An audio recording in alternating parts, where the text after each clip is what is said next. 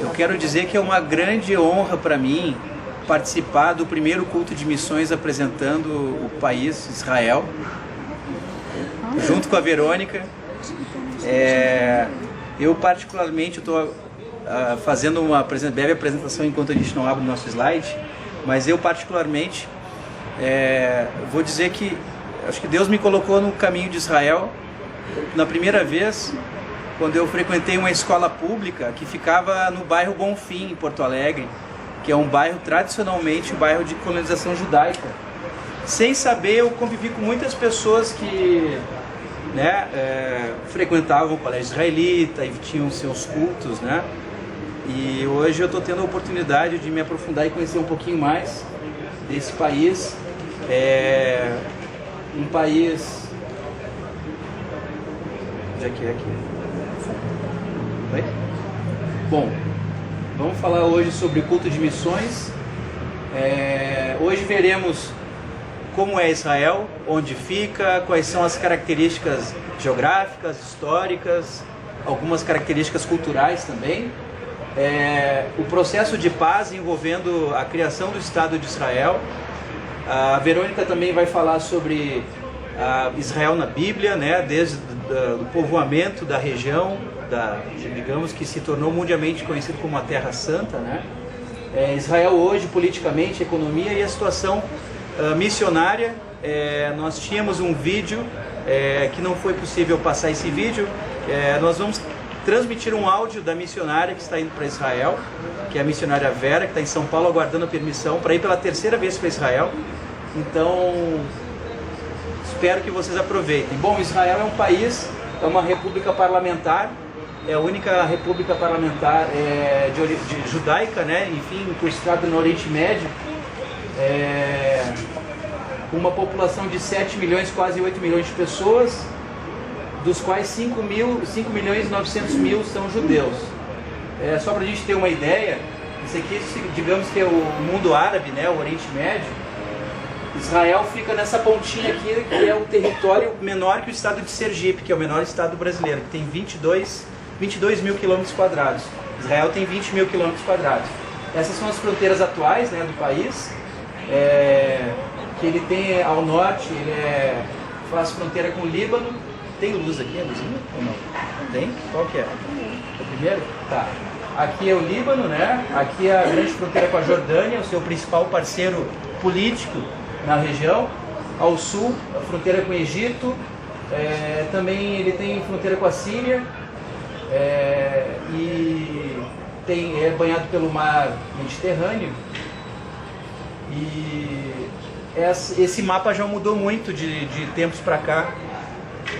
Eu vou falar mais especificamente do período digamos que do final do século XIX para os dias de hoje, enquanto a Verônica vai buscar fazer o resgate histórico do Israel no tempo bíblico, né?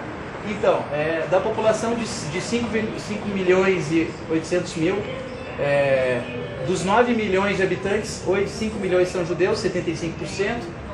Destes, 42 se julgam judeus seculares, 25% são não religiosos, 13% são religiosos tradicionalistas, 12% apenas religiosos e 8% ortodoxos.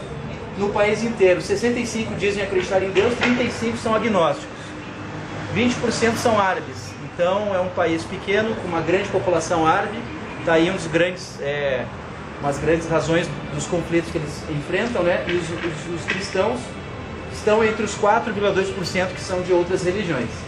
A economia é um país desenvolvido, apesar de ser pequeno e novo, mas ele tem o 17º IDH do mundo, a 51ª economia, com um PIB de 247 bilhões de dólares.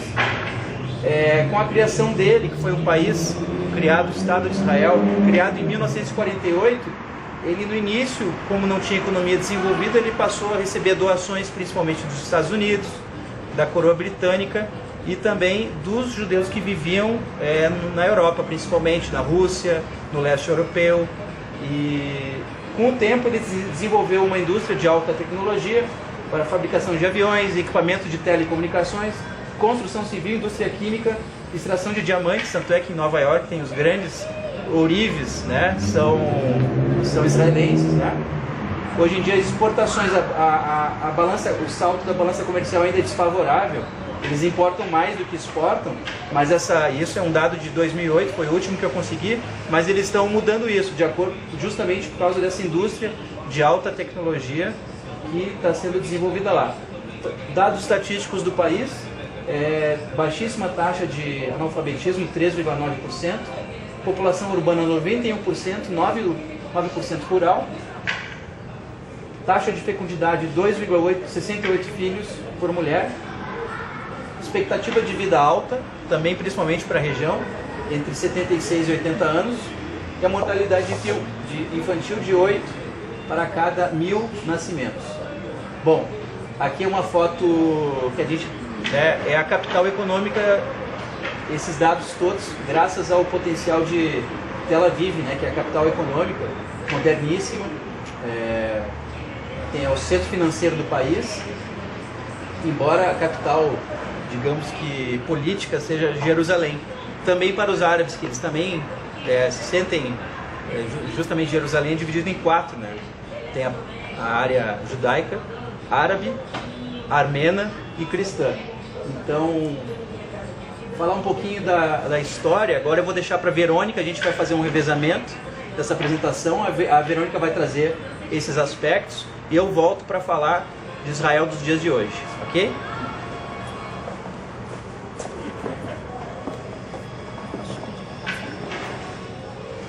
Gente, eu coloquei aqui desde Abraão, mas não se assustem, assim, eu não vou demorar 2 horas falando de cada um dos patriarcas, tá? Assim, é só para uma pegada, uma pegada geral da história mesmo, porque eu acho que sem isso a gente não consegue entender as manifestações políticas que hoje a gente tem em Israel. A história de Israel ou do povo judeu começou com Abraão. Abraão não é judeu, diferente do que se acredita, ele é de Ur dos Caldeus, né, uma área, Ur dos Caldeus. É uma área que é próxima à Mesopotâmia, quase o Iêmen, assim. Ele saiu de lá por um chamado de Deus, que dizia para ele que ele tinha uma terra prometida, que seria Canaã. Aquela terra prometida, diferente do que muitos também acreditam, não estava desabitada. Existiam pelo menos uns 7 povos habitando na terra, entre eles os cananeus, que tanto é que a gente chama de terra de Canaã. Tá? Abraão teve seu filho Isaac, que teve também o seu filho Jacó e Esaú. Jacó na realidade Israel, o nome Israel, e por ele, por Jacó, que criaram-se as 12 tribos de Israel, né? Jacó também, entre os 12 filhos, ele teve José, que foi maltratado pelos irmãos, como a gente sabe, ele foi jogado num poço e aí ele foi levado por uma caravana de árabes até o Egito. E lá no Egito ele ficou preso até que Deus deu uma reviravolta na vida dele e ele se tornou o vice-rei do Egito, né?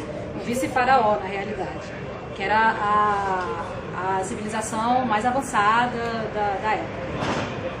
E aí, com isso, os israelitas começaram a ter muita projeção social no Egito. E os egípcios começaram a ter atritos entre os israelitas e os egípcios. E aí foi o que acabou culminando na história de Moisés, né? Foi a morte de todos os primogênitos. E aí Moisés foi salvo pela filha do faraó e criado como como neto do faraó, né? Filho da filha do faraó. E acabou libertando a nação dos egípcios, né? Depois de 400 anos, foram 400 anos entre José e Moisés. Depois de 400 anos, esse povo foi liberto por Moisés. E aí foram 40 anos no exército, por Maná. Isso aí por volta de 1350 a.C. São as datas que tem nas fontes de informação. E por ele veio o Decálogo também, que são as 10 leis, né, que está dentro da arca. Depois Moisés não pôde ver a Terra Prometida, e aí Josué foi a pessoa que entrou na Terra Prometida, Canaã, né? E aí tiveram várias guerras até que eles conseguiram finalmente entrar, né? Era uma terra de gigantes, enfim. E aí, a partir de Josué, não foram reinados, né? Foram governos de juízes. E o último governo de juízes foi na época de Samuel. o povo começou a pedir para Samuel, a pedir para Deus um rei, e aí Samuel designou Saul como o primeiro rei. O primeiro rei, então, da nação Israel foi Saul. Saul, por uma série de erros, ele acabou morrendo e não sendo exatamente o ungido de Deus, né? E aí ele foi sucedido pelo rei Davi, que foi o homem segundo o coração de Deus. O rei Davi teve como seu filho Salomão, e já na época do rei Davi já tinha a ideia de construir um templo, enfim. E aí Salomão foi o rei que conseguiu dar realmente cabo e tornar palpável esse sonho de ter um templo para Deus na cidade de Jerusalém. Foi a construção do primeiro templo. Depois da morte de Salomão, um dos filhos dele, Roboão, começou a reinar. E entre Roboão e o Roboão não era um bom rei, ou um bom filho, por assim dizer. Então teve Jeroboão também, que era um dos generais de Salomão. E aí teve uma guerra entre Roboão e Jeroboão. Essa guerra foi a divisão foi quando teve realmente a divisão do Reino do Norte e o Reino do Sul, que foi Israel e Judá. Israel com 10 tribos e Judá com 2 tribos. Logo após esse reinado de Roboão, logo nos primeiros anos de Roboão, começaram as invasões de outros povos vizinhos, entre elas Egito, Babilônia, Síria, Pérsia, e foram as primeiras diásporas. Ocorreram várias diásporas do povo judeu, né? Não foi só a diáspora da Segunda Guerra, enfim.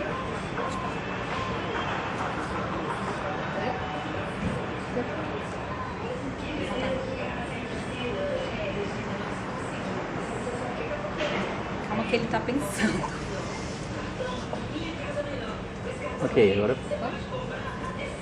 E aí, Ciro, que era o rei da Pérsia, depois de uns 600 anos depois dessas primeiras diásporas, depois de Roboão, Ciro, que era o rei da Pérsia, quer dizer, o imperador, na verdade, né, porque não era rei da Pérsia, era uma série de reinos, ele finalmente permitiu que o povo judeu retornasse para a terra de Israel, permitiu que Esdras e Neemias voltassem para a terra dos pais deles, né? Que não era a terra de Israel. E aí teve o retorno de uma parcela desse povo para a terra prometida novamente. E aí a terra onde eles habitaram, nesse retorno para Israel, era uma terra chamada Judeia. Essa parte de Israel chamava Judeia. E é por isso de onde vem o nome judeus, porque até então não se conhecia essa denominação do povo de Israel, judeu. É daí que veio o judeu, da Judéia, o povo que habitava a Judéia.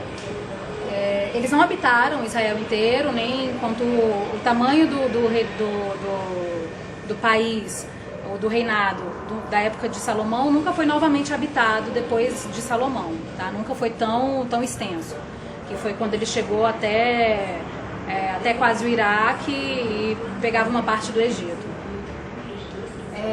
A segunda destruição, teve a primeira destruição do templo, foi quando a Babilônia invadiu, tá, Israel, e a segunda destruição do templo foi a destruição do templo pelos romanos, e foi uma destruição que foi profetizada por Jesus, né? Eles só não sabiam que ia acontecer tão rápido, né? Que foi 36 anos depois da morte de Jesus, teve a destruição do templo romano, ou do templo de Israel pelos romanos. Tá?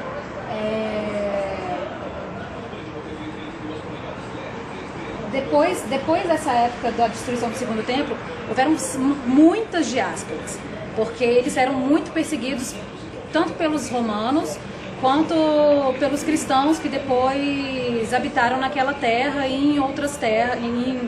Com a difusão do cristianismo, eles foram sendo cada vez mais perseguidos, né? Porque os cristãos achavam que os judeus tinham matado Cristo. Então, assim, eles foram perseguidos em terras cristãs principalmente, e eles só conseguiram se desenvolver de fato em terras árabes.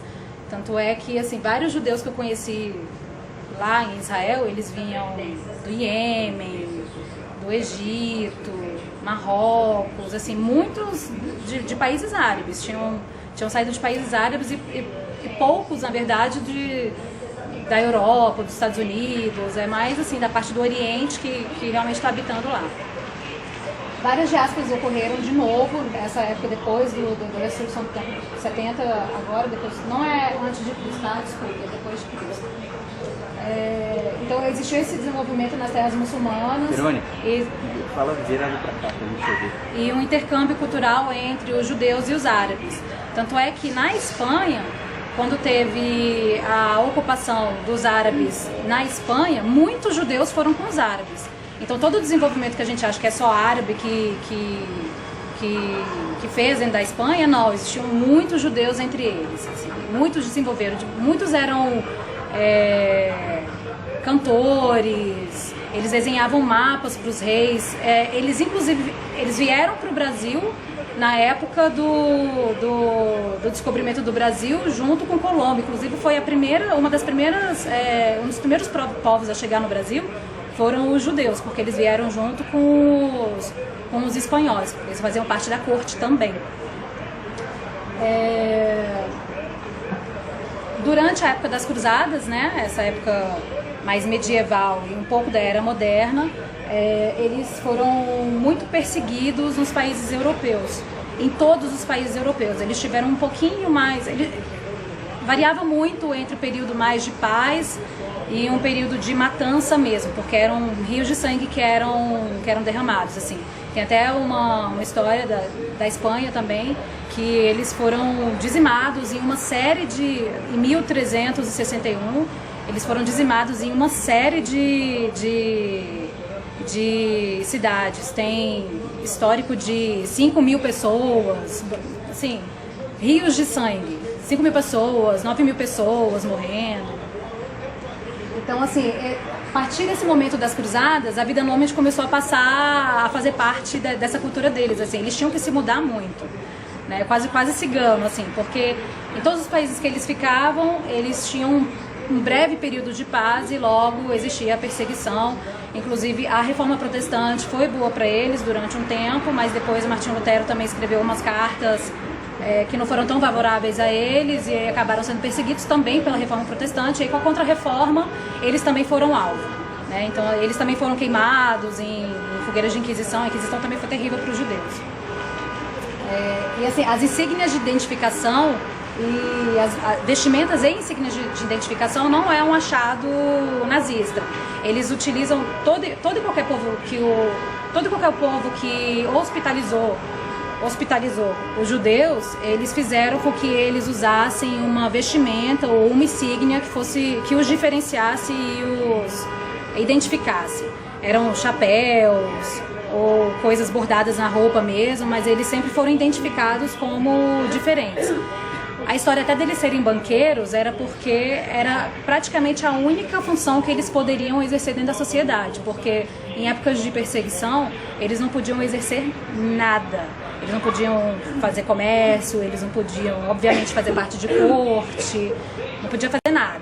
E muito menos exercer a liberdade de expressão religiosa, né? Que também foi super perseguido, né? A própria religião. Pronto.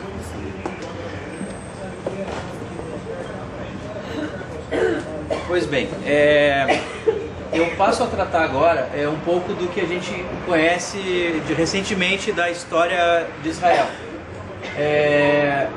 Houve um grande império, né, até o final do século XIX, início do século XX, que era o Império Turco-Otomano, que tinha um grande poder de influência na região. E esse império, a derrocada dele definitiva foi com o final da Primeira Guerra Mundial, né? E era um império que detinha uma grande influência na região, enfim, por parte, posteriormente, por interesses de petróleo, por interesses mercantis, energéticos. Com a vitória parcial da Grã-Bretanha na Primeira Guerra, ela passa a ter um poder de influência na região. E ela junto com a França desenharam um novo mapa do Oriente Médio. Então, assim, por exemplo, o Líbano virou um país francófono, né? O Líbano acima. O Egito era um país para que houvesse uma separação entre o Líbano a Síria e o Egito, foi criada a Jordânia, né? Que é um país que faz fronteira com Israel, como já vimos no mapa anteriormente, né?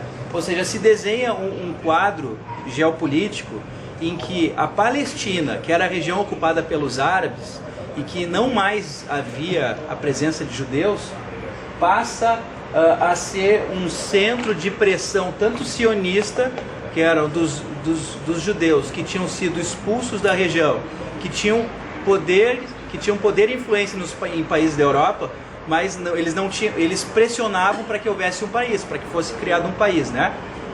E havia, por um lado, o Império Britânico havia, por interesses petrolíferos e energéticos, havia firmado compromisso com alguns países árabes da região. Então, o Império Britânico fica dividido entre atender os seus parceiros locais, que eram os árabes, por interesses comerciais, mas também era pressionado por dificultar o processo de criação do Estado de Israel há muito tempo reivindicado, e por isso ganha forma esse movimento chamado movimento sionista, né? Como houve postergação desse processo, a ONU tomou a dianteira e criou o Estado de Israel em 1948, num canetaço do brasileiro Oswaldo Aranha.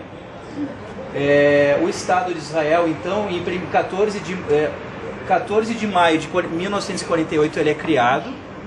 No dia 15 de maio de 1948 acontece a primeira guerra na região, quando Egito, Jordânia e Líbano e Síria se tentam ocupar, porque o processo, assim, só para eu explicar, a criação de Israel durou, digamos que 20 a 30 anos esse processo.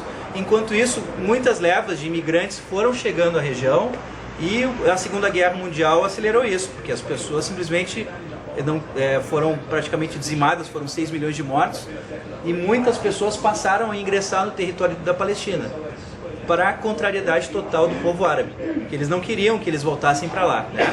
Aí, com a criação do Estado de Israel, os árabes rejeitam até hoje a presença dos israelenses lá, dos judeus, retiram-se do território da Palestina e iniciam uma guerra. Se não me engano, entre 700 ou 300 mil palestinos saíram assim que Israel foi criada, em 14 de maio, e eles diziam assim: nós vamos tirar os nossos porque não queremos matar os nossos junto com vocês. Então houve uma guerra feroz, vencida por Israel. Deixa eu pegar aqui, passar para o próximo. Só en passant, eu vou passar assim, de acordo com o que eu coloquei aqui. Essa foi a primeira guerra, e Israel foi vitorioso. E em 1956, Egito bloqueou, um presidente nacionalista assumiu o Egito e tentou bloquear o canal de Suez, que era o que leva do Mar Vermelho para o Mediterrâneo. E esse canal passa pelo Egito.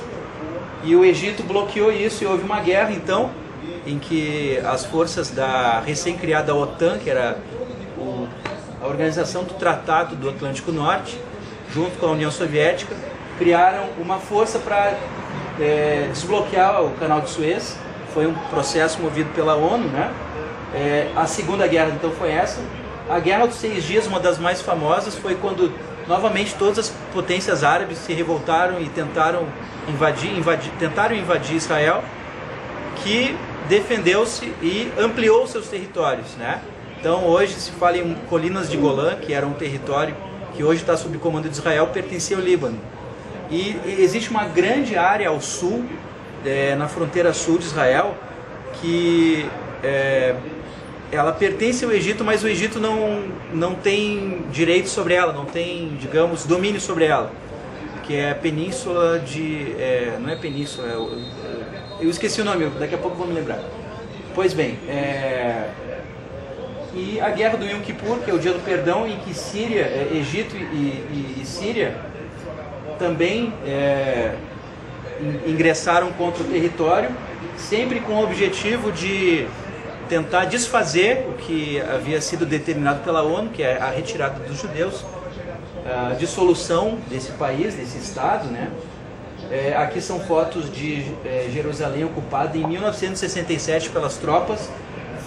Jerusalém eu tive, graças a Deus, eu tive a graça de poder ter ido visitar para ver a Verônica. E a gente conheceu na cidade antiga de Jerusalém, existem os muros da cidade antiga, e a poucos metros dali existe uma cerca, que aí são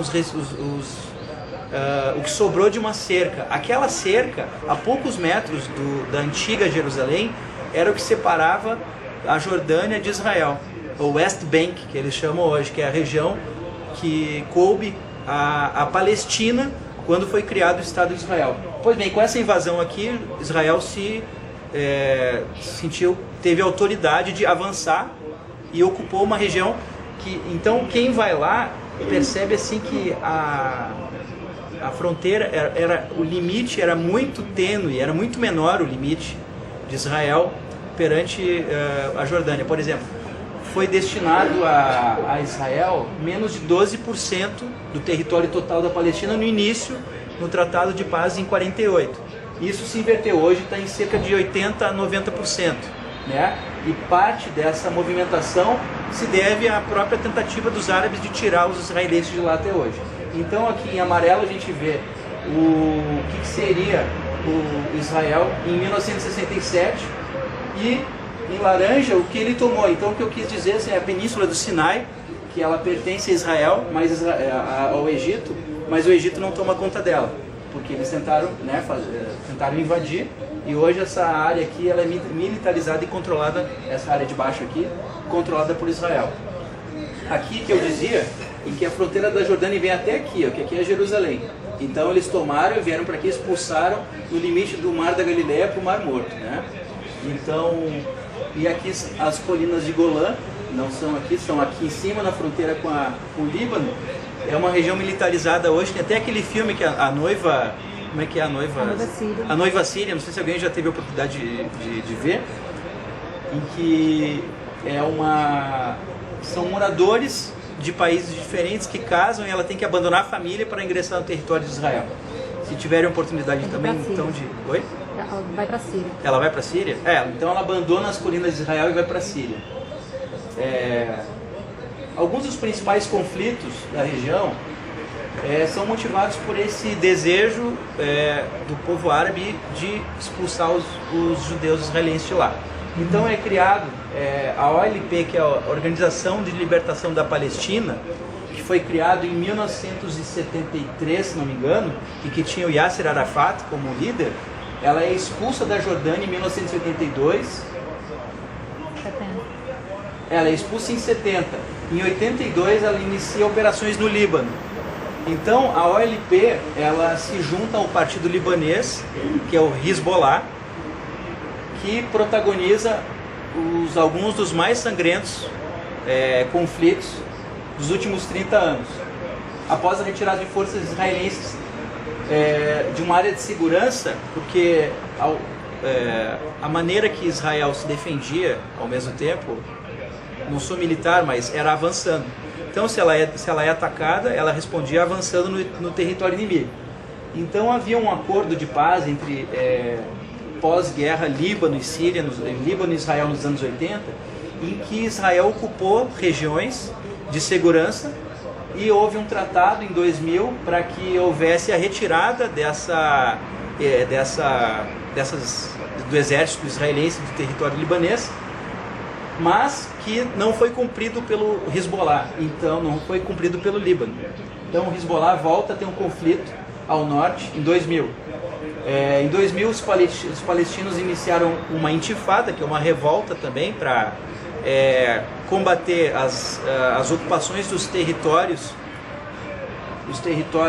israelenses que eram criados. Em 2008 o Hamas também executa operações, em 2008, operações terroristas, lançamentos de foguete, enfim, são conflitos que fazem parte da história recente, nem tão recente também, né, do povo que habita aquelas terras. Alguns momentos importantes em relação a tratados de paz na região. Então, em 79 é assinado um tratado de paz de não agressão entre Egito e Israel. Em 91, uma conferência de paz em Madrid, Israel, Síria, Líbano, Jordânia e Palestina também é assinada. Em 93, há 20 anos, talvez um momento mais próximo do que se fala em aproximação à paz entre palestinos e israelenses, quando houve um encontro organizado pelo ex-presidente Bill Clinton, em que o presidente da OLP, o Yasser Arafat, cumprimentou o assinou tratados com Yitzhak Rabin, primeiro-ministro israelense. Esse processo levou mais de 15 anos e ele nunca foi concluído. Tratados de não agressão também assinados em 2000. Em 2009 houve a apresentação de um plano para a criação de um Estado palestino, né, que era uma grande reivindicação, embora isso pareça paradoxal, porque ao mesmo tempo os árabes, os palestinos, não queriam a criação daquele Estado criado em 48 pela ONU. Eles não queriam aquilo, mas eles queriam um Estado para si, mas não aquele em que fosse uma área dividida com os israelenses. Eles não queriam aquilo. Mas 30, 40, enfim, 50 anos depois, 60 anos depois, eles chegaram à conclusão que eles precisavam ter um território, precisavam ser reconhecidos. E essa aprovação ocorreu em 2012, quando eles foram considerados um Estado autônomo, né, pela ONU, assim como é o Vaticano. Eles ainda não têm uma cadeira no Conselho de Segurança, eles ainda não gozam dos mesmos direitos de outros países, mas eles estão em processo de construção de uma nação, com o que sobrou de uma nação, porque é cada vez mais é uma situação conflituosa, porque existem muitos imigrantes que saem da Palestina e vão para outros países, existem famílias isoladas numa região chamada Gaza, que pertence à Palestina, mas está cercada pelos israelenses, e os israelenses também estão cercados pelos palestinos, porque existem 9 milhões de israelenses nesse pequeno país, mas se fôssemos somar todos os árabes de todos os outros países, eu não fiz as contas, perdão porque eu não tenho essa informação aqui, mas certamente passam dos 300 milhões. Então é uma região que realmente não traz nenhum sossego para o morador israelense da região. Aqui, só para termos uma ideia, de 47, que era o plano inicial de criação do Estado palestino, envolvendo as duas nações, né, os pontos em branco seriam os pontos de Israel. E isso foi se invertendo ao longo do tempo. Hoje o território israelense todo em branco e as faixas verdes são as destinadas à população palestina. Agora a gente muda de novo, passa para os feriados e festividades que serão apresentados pela Verônica.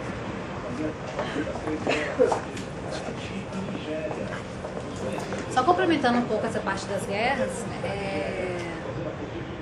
eu acho muito interessante que Israel, no momento que ele não estava tão bem militarmente falando, que ele tinha acabado de vir, era um estado que tinha sido criado depois de uma segunda guerra, então assim, em termos de autoestima eles deviam estar péssimos e assim, sem muitas forças físicas até. E logo depois eles chegarem lá naquele estado, naquele local, sem muita infraestrutura, eles foram atacados por uma série de árabes totalmente militarizados e armados com armas dos russos, né? É óbvio que os americanos ajudaram, mas assim, é impossível que eles tenham conseguido isso só com as mãos humanas. Tudo que eles têm hoje não tem como ter sido feito só com mãos humanas. Eles são realmente uma nação que é abençoada e que Deus está realmente olhando assim para eles e por eles. Tem inclusive o relato infelizmente tá no vídeo, mas esse vídeo vai chegar, a gente vai apresentar. A missionária Vera falando, ela já foi 2 vezes para Israel e está se preparando para ela ir numa terceira. E ela falou que um dos relatos que ela contou pra gente foi que ela estava conversando ela foi voluntária no exército. E aí ela falou que estava conversando com um dos soldados e o soldado falou que ele foi, sei lá, estava em alguma situação de risco, ele foi preso pelo exército árabe X, não sei de qual país. E aí ele falou que acordou um dia nesse acampamento e aí do nada, ele estava de frente para para um grupo de árabes armados. Os árabes largaram as armas e foram embora. E ele não estava entendendo nada, ele não entendeu nada. O que ele falou foi o seguinte, que na hora que ele perguntou o que estava acontecendo para um dos soldados árabes, eles falaram que tinha um exército atrás dele. E não tinha, ele estava sozinho, né? Ai, tô toda arrepiada. Era um exército de anjos, né? Glória a Deus. Eu vou falar então aqui Vou começar com os feriados e as festividades nacionais deles, que são nacionais, mas são festividades exclusivas para os judeus que praticam a religião. Não são feriados seculares, tá?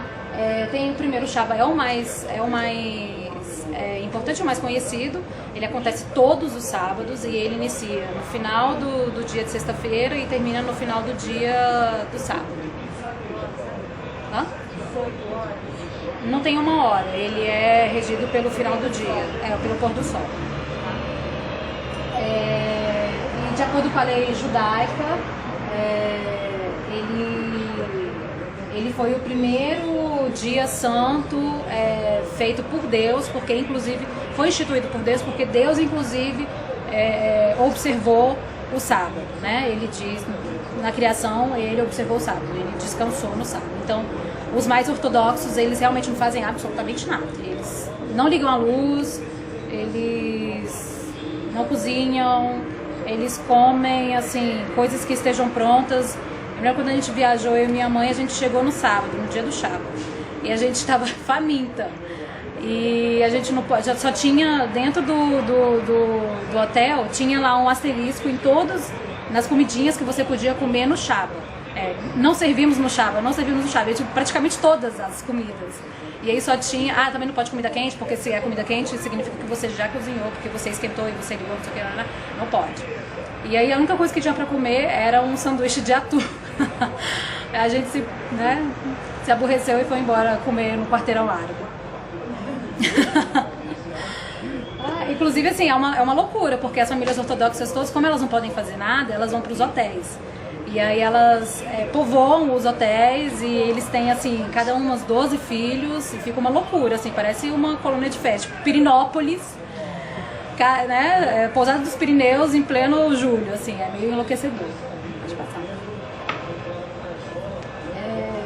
O Yom Kippur é a festividade mais importante, mesmo mais importante do que o Shabbat. Ele é o dia do perdão e ele significa o seguinte: você é um dia inteiro de jejum e você se prepara para pedir perdão para Deus por todas as coisas que você não conseguiu cumprir e renova os seus votos com Deus.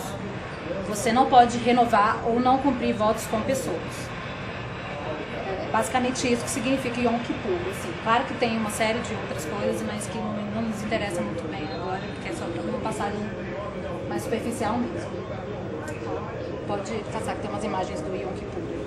Aí isso aqui, eles passam o dia inteiro, esse dia inteiro de jejum, eles passam dentro de sinagogas, ou então no Muro das Lamentações, quem pode ir, né?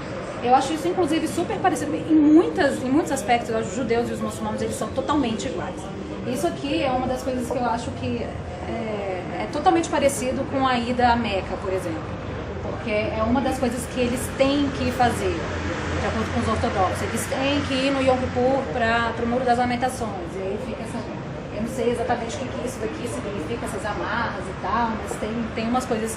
Inclusive, quando você vê uns jornais, assim, eles gravam a festividade do Yom Kippur, eles não podem chegar muito perto porque é proibido. Mas eles gravam, assim, de longe.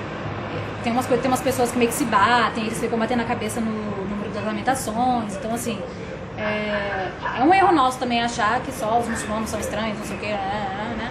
Tem o ruim é o fanatismo, né? Porque até cristãos, tem cristãos que também, que nem aqueles católicos que colocam as coisas nas pernas e tal. E aí no Yom Kippur, ele também inicia aqui mais ou menos o Shabbat.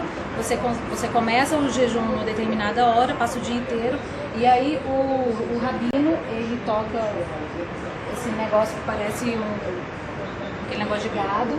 Chifre da cabra. E aí ele sela o final do Yom Kippur. Shofar, isso. Shofar. E aí você já pode dejejuar, né? né? Enfim, isso sempre feito em família. Tá? E a Pessah, que é a Páscoa, né? Que ela, para eles, significa a saída do Egito. Quando eles saíram do Egito, eles não tiveram tempo de...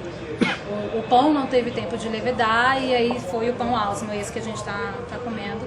E desde então eles comem sempre o pão asmo sem levedura, né? Sem levedar. E aí a Páscoa significa exatamente isso. Para nós, a Páscoa significa uma série de outras coisas, mas para eles especificamente é isso, é a celebração da saída do Egito. E aí tem também a festa dos tabernáculos, que é o final da Páscoa para eles, né? E aí tem a criança fofinha comendo o pão asmo. E aí o último dia de Páscoa é o dia que eles celebram a saída deles de fato do Egito, passando pelo Mar Morto, né? A abertura do Mar Morto. Essas são fotos de Jerusalém que a gente tirou. Isso aqui assim, em Jerusalém tem muita tradição, então a gente nunca sabe se é de fato real, sabe? Porque assim, né, a cidade foi destruída uma série de vezes, então tem coisas que foram sendo construídas uma em cima da outra. Então a cidade foi sendo sobreposta. Isso daqui é a cidade de Davi. É uma construção que ela é recente, mas ela mimetiza o que seria Jerusalém e o castelo de Davi na época do rei Davi. E aí seria exatamente desse jeito. Esse é o quarteirão judeu, tem ali uma sinagoga, uma das sinagogas mais importantes para os judeus, tá? E tem o... Deixa eu ver se para baixo aqui. Enfim, isso aqui é um candelabro, ele está de cabeça para baixo. O candelabro, ele é todo feito, ele é maciço e é todo feito de ouro. E foi um presente do governo da Alemanha para os judeus. É uma forma de... Tem uma série de coisas alemãs lá, assim. Estão tentando se desculpar, pode passar. E esse é o Muro das Lamentações aqui. Que seria um dos muros, uma parte do Templo de Salomão. Né? E aí eles dizem, logo atrás, a coisa é tão tensa, que logo atrás do Muro das Lamentações tem o Golden Dome, que é uma das mesquitas mais importantes para o mundo muçulmano. Inclusive aqui, essa entrada aqui é pra gente ir para Golden Dome, que fica do lado do Muro das Lamentações. E aí eles dizem que a arca, ela está enterrada exatamente embaixo do Golden Dome. E que um dia a arca vai ter que tirar de lá. Então, assim, com certeza vai ter uma guerra, né? Assim, é só uma questão de tempo mesmo. Eles inclusive externalizam isso.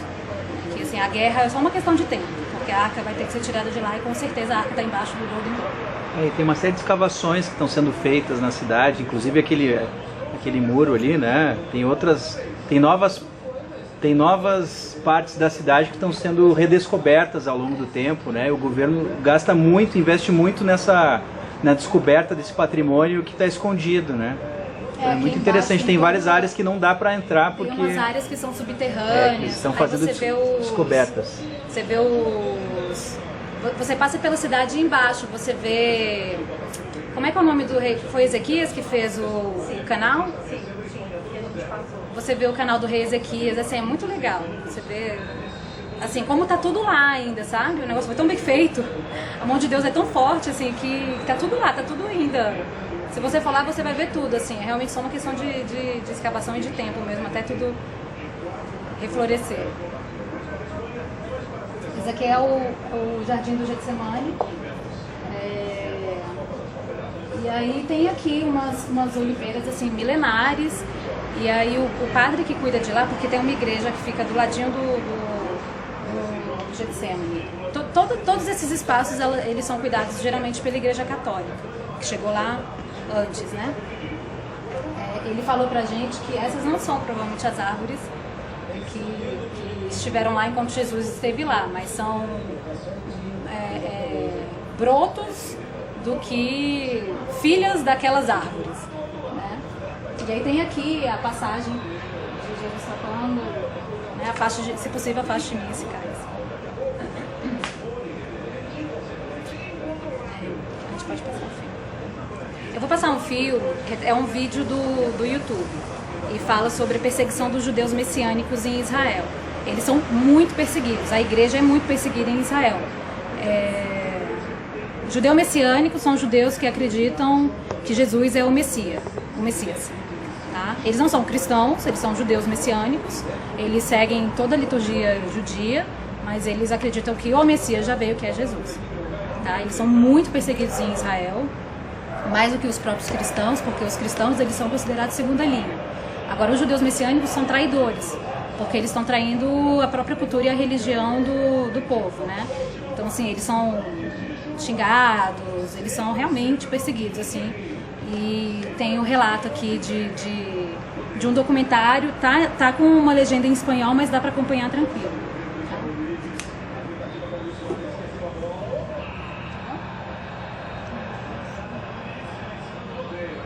הם פועלים לכל דבר, הם הולכים לצבא, הם משלמים מיסים, הם מצביעים.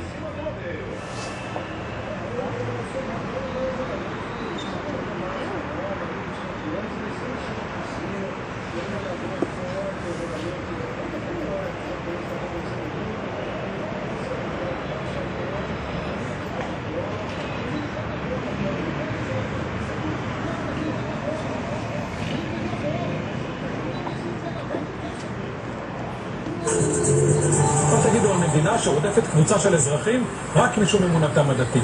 מה תגידו על מדינה שבה מתעללים ומאיימים ופוגעים פיזית באנשים בשל אמונתם הזו? והמדינה לא רק שלא מונעת, אלא מצטרפת לרדיפה. המדינה הזאת, אתם כבר ניחשתם, קוראים מדינת ישראל. לאנשים האלה קוראים יהודים משיחיים. הם ישראלים לכל דבר, הם הולכים לצבא, הם משלמים מיסים, הם מצביעים לכנסת.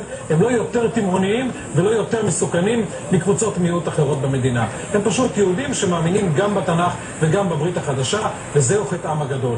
תסתכלו עליהם, וגם אם אתם לא יהודים משיחיים, כדאי לכם לדאוג, כי היום זה הם, מחר אתם יכולים להיות הקורבן הבא.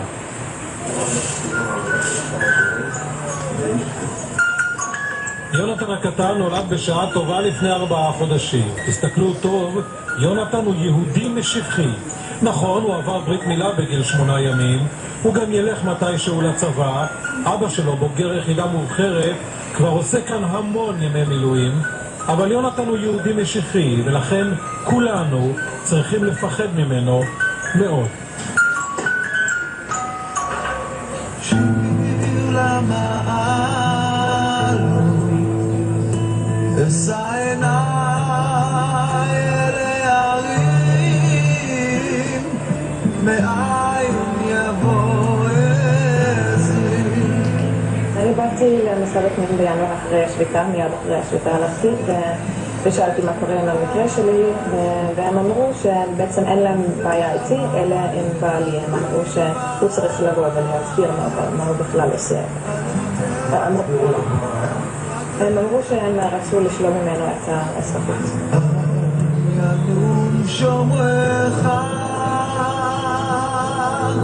הם אמרו, קודם כל, אתה יודע מה עשית. ואנחנו אמרנו, אנחנו לא יודעים מה אנחנו עושים. ואז הם אמרו, בגלל שאני פועל בתוך העמותה של הקהילה שלנו, זה מבחינתם נחשב לפעולה מיסיונרית, ואז מותר לשלול מהם את האזרחות. אתה צריך להבין שאנשים בקהילה שלנו חיים היום בצל של פחד. הם רגילים שמתעללים בהם, הם רגילים ששוללים להם זכויות, רגילים שלא מחדשים להם דרכונים ומעכבים להם זכויות על פי חוק.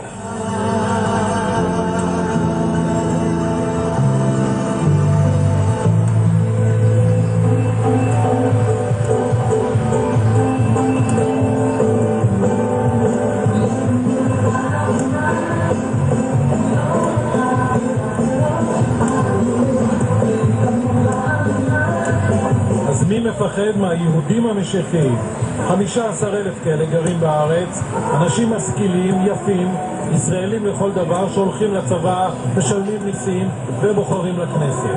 הם לא מפגינים, הם לא אלימים, וזאת אולי הבעיה שלהם.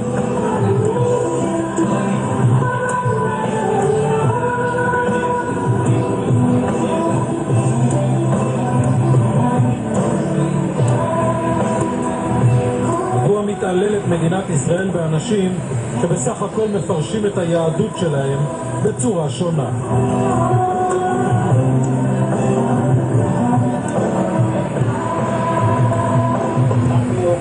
אנשים שמאמינים בתנ"ך וגם בברית חדשה. אני רואה את ישראל כארץ המובחרת ליהודים, ושאלוהים באמת נתן את הארץ הזה לעם הנבחר שלו. אנחנו חוגגים את הפסח, את ראש השנה, את סוכות. זה החגים שלנו, זה המועדים שלנו. ומה הפונקציה של ישוע בתוך כל זה? אנחנו קוראים לו ישוע קודם כל, ואני חושבת שהוא המשיח של היהודים. אתה משוכנע שאתם לא נמצאים בכל זאת בשטח האפור שבין מה שמותר לבין מה שאסור? אני משוכנע לחלוטין. לא רק שאנחנו פועלים על פי חוק, אנחנו פיתחנו רגישות מאוד מוגברת להגבלות החוקיות שחלות, במיוחד בעניין של המרת דת, כי למעשה מעולם לא הועמד יהודי משיחי אחד לדין בגין פעילות מיסיונרית. אנא אל תיכנע ואל תימנע להקשיב אל הלב. מודעות, פנייה לשכנים, פנייה אישית, מכתבים לשכנים, הפגנות מול הבית. פנו גם למעביד שלי וניסו להביא אותו, לפטר אותי. היו תקיפות אישיות, שחררו גלגל מהרכב שלי, כך שכשנסעתי הגלגל נפל.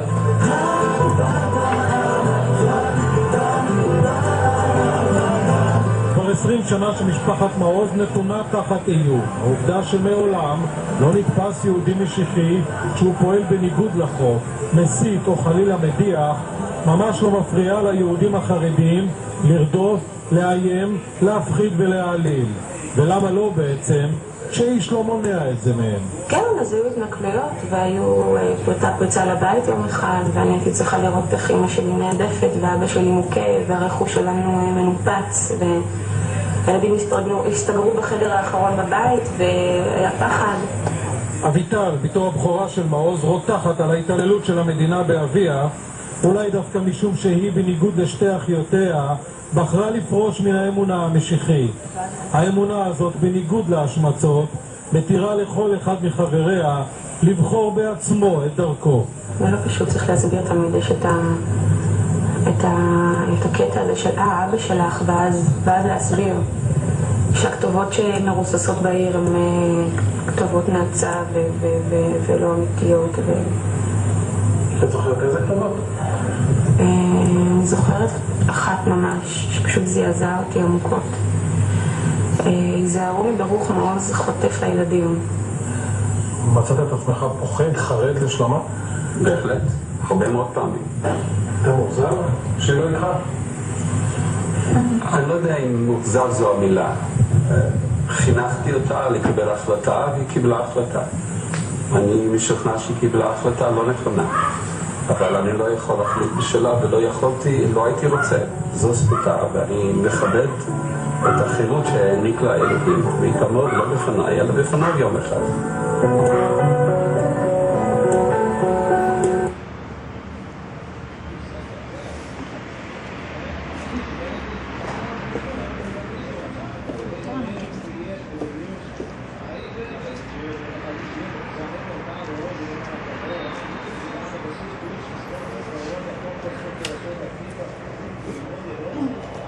Então, a perseguição dos judeus messiânicos assim, é tão grande que assim, eles inventam várias histórias. Eles dizem essa do sequestrador, ela é super real. Eles falam que os judeus messiânicos sequestram meninos e meninas para batizar à força, e aí eles viram judeus messiânicos e nunca mais vão voltar à fé real, que é de ser judeu, ortodoxo, provavelmente.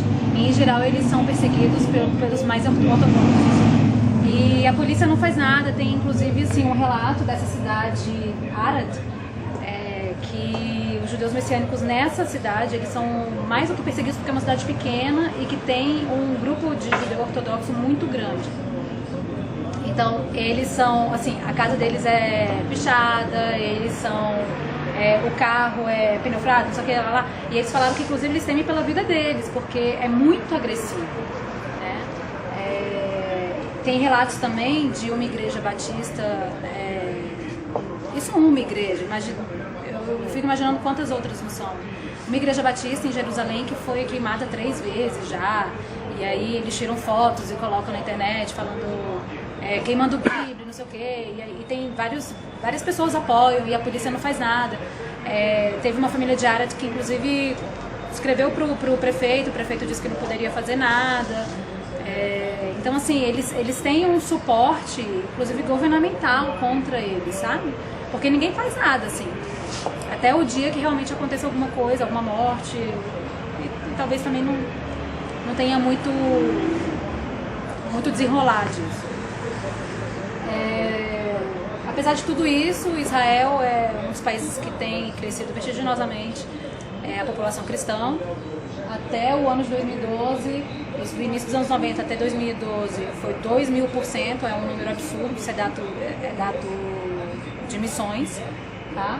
E apesar de ser um país bem radical com relação a religiões e ao não proselitismo, não que eles achem que todo mundo tem que ser judeu, porque eles são bem profanos, assim. Pouquíssimos seguem, de fato, a religião judaica, né?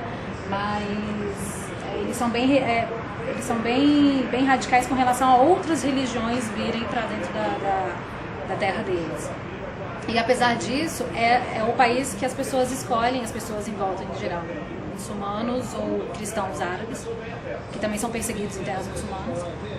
É o país número 1 quando se pensa em refúgio, é onde eles buscam refúgio. Tá? É estranho, assim, é uma coisa estranha, realmente. E eles, em geral, dão refúgio mesmo.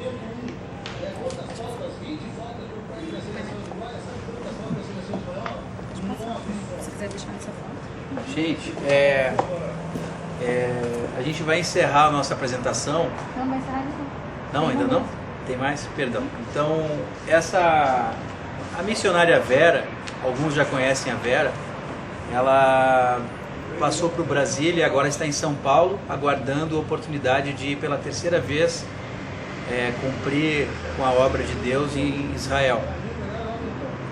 Nós gravamos um vídeo com ela, um depoimento que durou mais de 30 minutos, mas tivemos um problema técnico e esse vídeo não vai poder ser exibido agora, mas eu gravei um depoimento pelo telefone com ela e nós vamos colocar para a gente ouvir. Eu gostaria de pedir que as pessoas chegassem um pouquinho mais perto, para a gente não precisar colocar tão alto e poder ouvir. Seria possível? Assim a gente pode ouvir melhor as palavras dela. Em resumo, ela vai estar aguardando a permissão para ir para Israel e se não for possível ouvir perfeitamente, eu já adianto que ela pediu que orássemos por ela, por esse trabalho que ela vai fazer, e que ela se sente muito agradecida por essa oportunidade que ela está tendo de desenvolver esse trabalho em nome da obra do Senhor. Então, pode dar o play, por favor.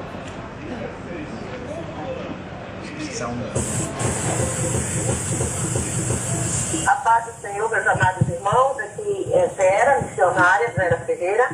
Eu estou esperando por esses dias, eu creio, por mais ou menos um mês ou 2, a liberação da minha aposentadoria para poder retornar às minhas atividades, meu trabalho como voluntária em Israel. E nesse momento agora, do retorno, Deus estará me levando para ajudar a operação Êxodo, que é a operação que ajuda a resgatar os judeus carentes que estão voltando para Israel.